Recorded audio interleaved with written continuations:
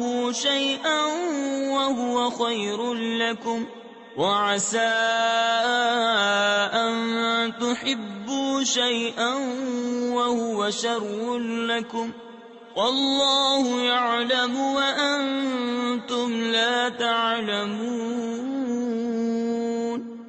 اور قریب ہے کہ کوئی بات تمہیں بری لگے اور وہ تمہارے حق میں بہتر ہو، اور قریب ہے کہ کوئی بات تمہیں پسند آئے اور وہ تمہارے حق میں بری ہو، اور اللہ جانتا ہے اور تم نہیں جانتے۔ بسم اللہ الرحمن الرحیم۔ اللہ رب محمد صلی اللہ علیہ وسلم، نحن عباد محمد صلی اللہ علیہ وسلم۔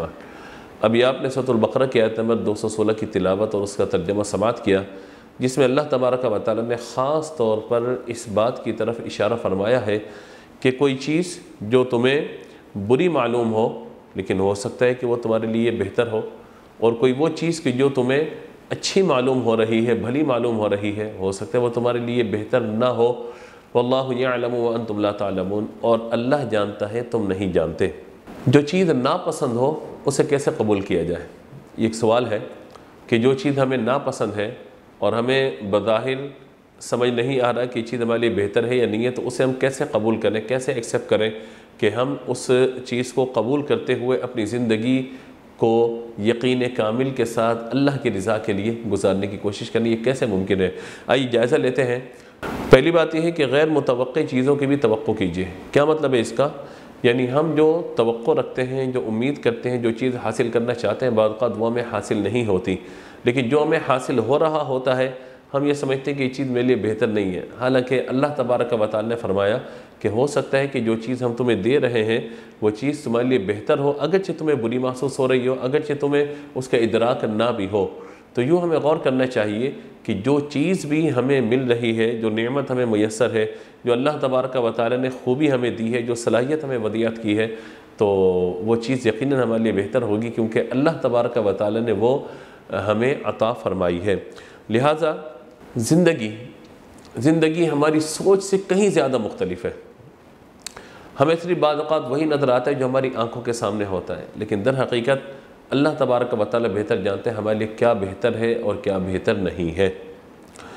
اسی طرح اگر ہم اس حقیقت کو تسلیم کر لیں کہ جو ہمیں مل رہا ہے وہ بہتر ہی ہے، میرے رب نے جو مجھے عطا فرمایا وہ اچھا ہی عطا کیا ہے، تو زندگی بہت پرسکون ہو جائے گی، زندگی میں ہر طرح کی ٹینشن ختم ہو جائے گی، زندگی ہر طرح سے کامیابی کی طرف بڑھتی چلی جائے گی۔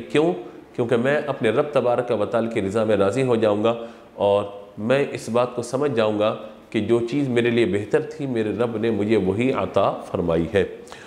دوسری بات یہ ہے کہ ہمیں شکر کرنے کی عادت اپنانی چاہیے۔ جو بھی نعمت میسر ہو اسے اللہ کا انعام سمجھتے ہوئے اس پر شکر ادا کیا جائے۔ بعض اوقات ہم کسی چیز کو اپنا حق سمجھ رہے ہوتے ہیں، وہ ہمارا حق نہیں ہوتا، اور بعض اوقات ہم چاہتے ہیں کہ کوئی چیز ہمیں مل جائے فوراً، لیکن اللہ تبارک و تعالیٰ کا حکم نہیں ہوتا۔ لہذا جو کچھ اس وقت میسر ہے اللہ تعالیٰ کا شکر ادا کریں۔ شکر کا فائدہ کیا ہوگا کہ اللہ تبارک و تعالیٰ نعمتوں میں اضافہ فرما دے گا، اور اللہ تبارک و تعالیٰ شکر ادا کرنے والوں پر اپنی نعمتوں کو مکمل فرما دیتا ہے، اور اللہ تبارک و تعالیٰ شکر کرنے والوں سے راضی بھی ہو جاتا ہے۔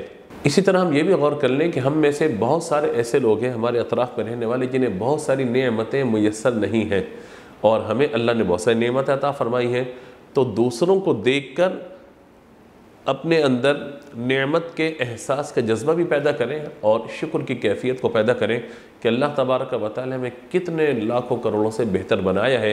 شکر کی عادت اپنانے سے بھی اللہ تبارک و تعالی خوش ہوتا ہے، راضی ہوتا ہے، اور اللہ تبارک و تعالی کی رضا جب مقدر ہو جاتی ہے تو پھر زندگی گزارنا آسان ہو جاتا ہے۔ تیسری بات یہ ہے کہ ویسے تو مسلمان ہمارا اس بات پہ یقین ہے کہ ہر چیز نصیب سے ملتی ہے۔ النصیب و یصیب کہا جاتا ہے کہ جو تمہارا نصیب ہے وہ تمہیں پہنچ کے رہے گا۔ اللہ نے جو چیز ہمارے مقدر کر دی ہے وہ ہمیں پہنچ کے ہی رہے گی۔ بعض اوقات ہمیں لگتا ہے کہ اس نعمت کے ملنے میں تاخیر ہو رہی ہے، یا یہ خوبی اللہ تعالیٰ مجھے عطا فرما دے، دوسرے کو دے دی گئی مجھے کیوں نہیں ملی، یا فلاں مجھ سے آگے نکل گیا میں کیوں پیچھے رہ گیا۔ ہر چیز کا ایک وقت ہے۔ اللہ تعالیٰ نے جو مقدر کیا ہے وہ اللہ تبارک و تعالیٰ ضرور عطا فرمائے گا، اور اللہ تبارک و تعالیٰ کی بارگاہ سے جو کچھ ملے گا وہ ہمارے لیے بہتر ہی ہوگا۔ تو لہذا ہمیں غور کر لینا چاہیے کہ ویسے تو مسلم ہمارا اعتقاد اور یقین اللہ تعالیٰ کی ذات پر ایسا کامل ہونا چاہیے کہ اللہ تبارک و تعالیٰ نے جو میرے مقدر میں لکھا ہے، جو میرے نصیب میں لکھا ہے، اللہ تعالیٰ وہ مجھے ضرور عطا فرمائے گا۔ اسی طرح ہم اس بات کو بھی جان لیں کہ اللہ تبارک و تعالیٰ نے جو کچھ ہمارے مقدر کیا ہے وہی ہمارے لیے بہتر ہے۔ اگر ہمارے لیے بہتر نہ ہوتا تو اللہ تبارک و تعالیٰ ہمیں عطا نہ فرماتا، کیونکہ اللہ تبارک و تعالیٰ ہی کارساز ہے، وہی کام بنانے والا ہے، اللہ تبارک و تعالیٰ ہی نعمت عطا فرمانے والا ہے، اور اللہ تبارک و تعالیٰ اپنے بندوں کے حال کو سب سے زیادہ بہتر جاننے والا ہے، سب سے بہتر جاننے والا ہے۔ لہذا اللہ جو عطا فرمائے گا وہ سب سے بہتر ہوگا، کیونکہ اللہ تبارک و تعالیٰ ہی بندوں کے احوال کا جاننے والا ہے۔ اللہ تعالیٰ ہمیں عمل کرنے کی توفیق عطا فرمائے۔